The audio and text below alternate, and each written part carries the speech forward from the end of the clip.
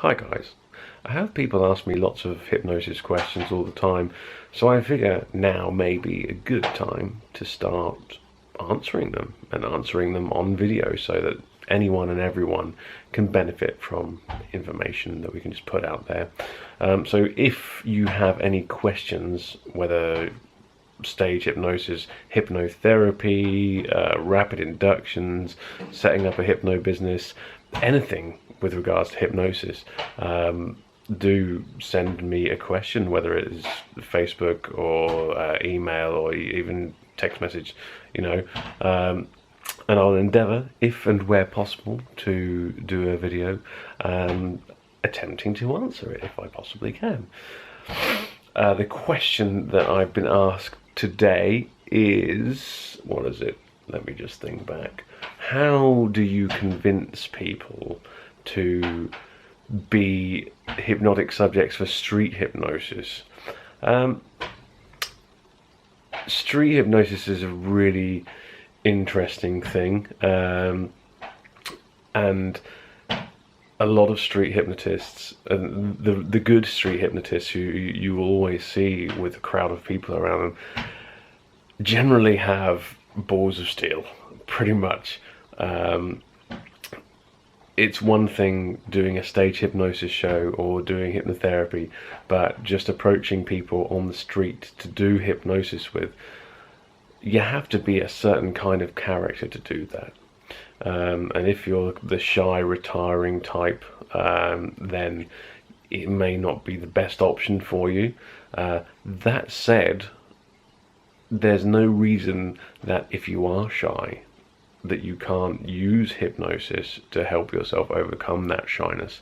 That's what I've done personally, because I used to be really shy, but if you've met me recently, then it's quite obvious that I'm not very shy anymore. And some of that was hypnosis, some of that was kind of life experience. It's kind of an amalgamation. Those two things kind of go hand in hand. When you do the hypnosis to improve your confidence, you will build different life experiences that you probably wouldn't have done before when you were shy. So yeah, that's kind of one of the key points is you either have to be confident or work on becoming more confident to do that. It's kind of like those salespeople you see on the streets trying to collect donations and things like that. And in the same way as that, doing street hypnosis, quite a lot of the time you will get told no. Hi, do you want to get hypnotized? No, bye. Because obviously people aren't there on the street to be hypnotized, as opposed to a stage hypnosis show, which, if you go to a stage hypnosis show, you kind of expect to be hypnotized, or you expect to at least see some hypnosis or maybe participate in some way. Whereas just people just walking down the street, whether you're, whether they're out shopping or even at a festival, it's not what they're there for.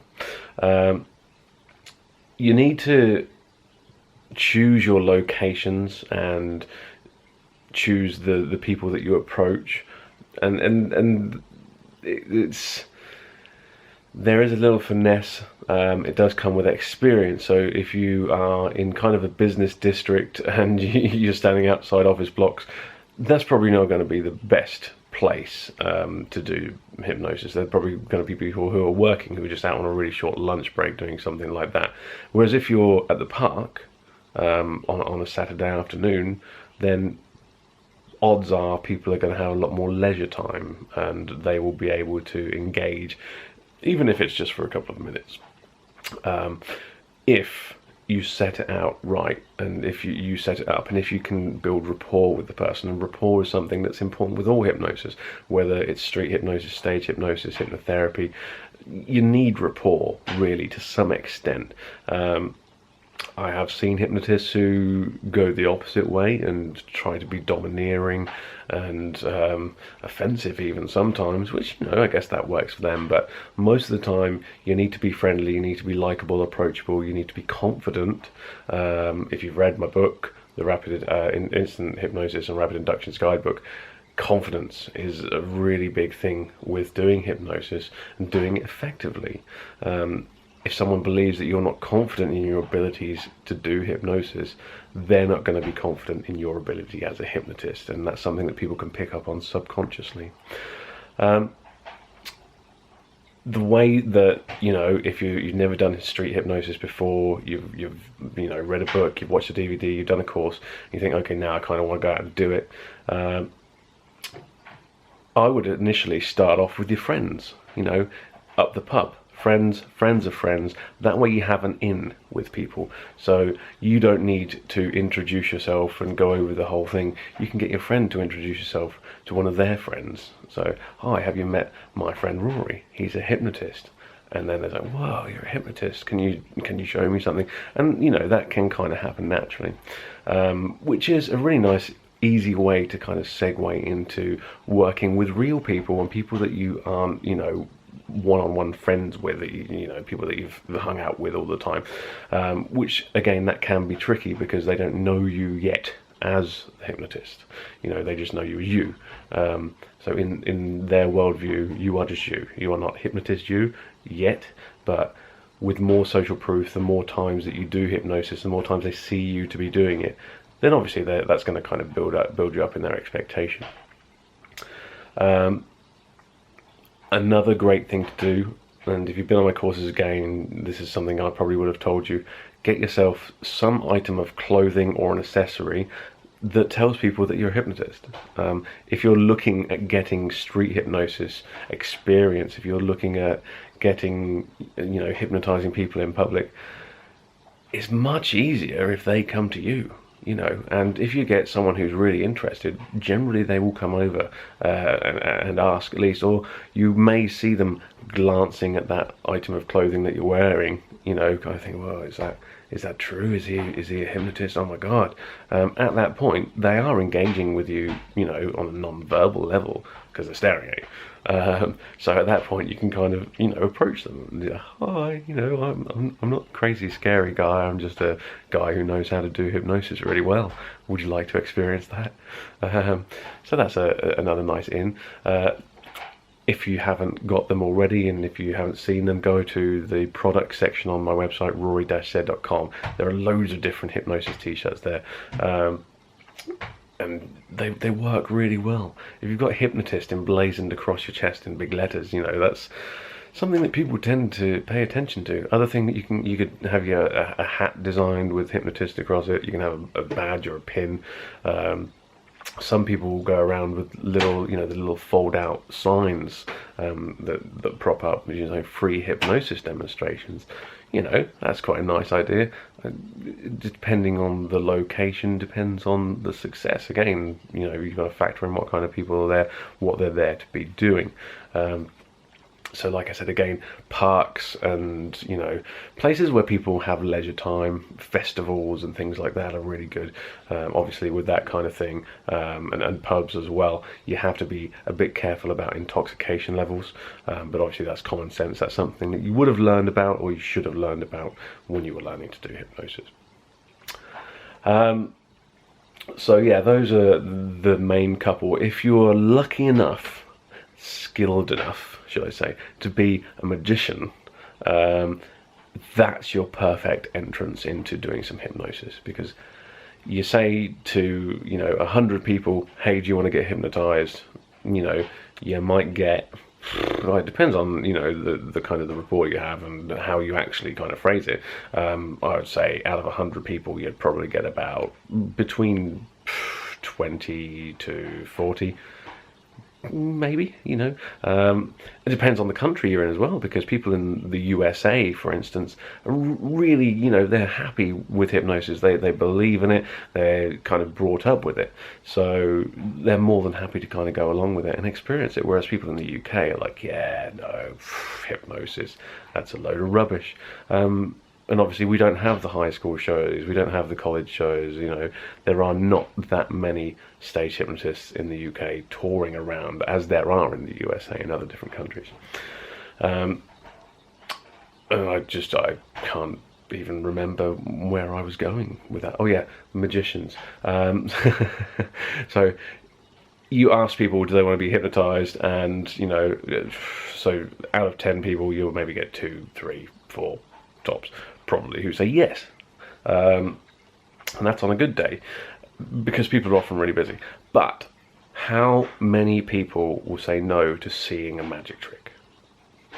It's a you know, magic is something that everyone wants to see. Even if you're really busy, it's just like, well, a magic trick, that'd be cool, you know, that'll break the monotony of my day, something unbelievable. So people are way more likely to go along with that and to allow you to have some of their time for a little while.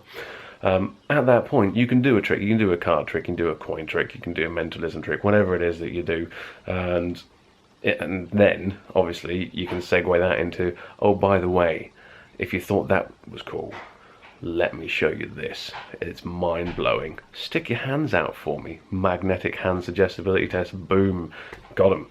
Yeah, so that's really cool. And even if you're not a magician, it could be a really good idea for you if street hypnosis is something that you really want to get into. A good idea to learn a magic trick or a couple of magic tricks. And you know, you don't have to have a massive repertoire of magic tricks, because if you can do a card trick and a coin trick, you know, that's an in for most people. So that's really good. And again, simple things, you know, when you are approaching people, and if you're just asking directly, hi, do you want to get hypnotized, or hi, I'm a hypnotist, make sure that you look approachable, make sure that you're well groomed, make sure that you if you have like body odor, make sure you're wearing some deodorant, make sure you're not wearing too much deodorant, because that puts people off as well. You know, make sure that you're smiling and not frowning, and that you're talking confidently and you're keeping a fair amount of eye contact. Obviously you don't want to be staring at people, otherwise they might think you're a bit of a psychopath, but again, the opposite is also true. If you're kind of looking at the floor as you're talking to them, thinking, oh, I don't know if do you want to get hypnotized? Doesn't really work. So it's all about being approachable, and be congruent with yourself. Don't try and be someone that you're not.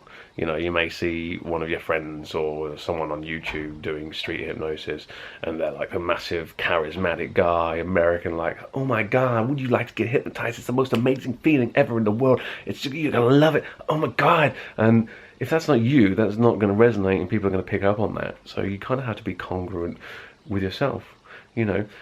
And if you can kind of tell people that it's going to be an enjoyable experience, tell them that you're not going to make them do any stupid shit that they don't want to be doing. You're not going to make them get naked and like pole dance on a lamppost in the middle of Oxford Circus. You know, that's the kind of thing that people will worry about, because if they haven't experienced hypnosis before, you know, what are people's expectations of hypnosis? They are many, varied. A lot of the time, people have negative expectations because of the shit they've seen on the television.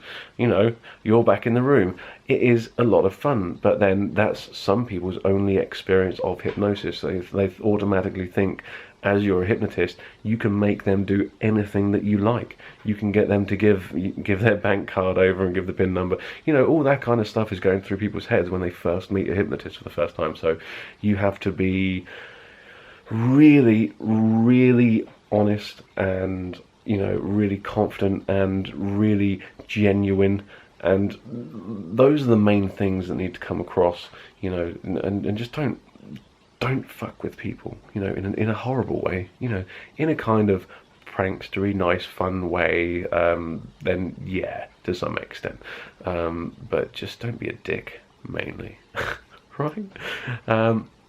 So I think that kind of about covers it now. If you have any questions relating to this, please feel free to post in the comments below, and if needs be, then I can possibly post another video or something. But yeah, so if you haven't already, please subscribe to the YouTube channel. For more information on books and courses and DVDs and all that stuff, go to my website, rory-z.com. Otherwise, see you guys later.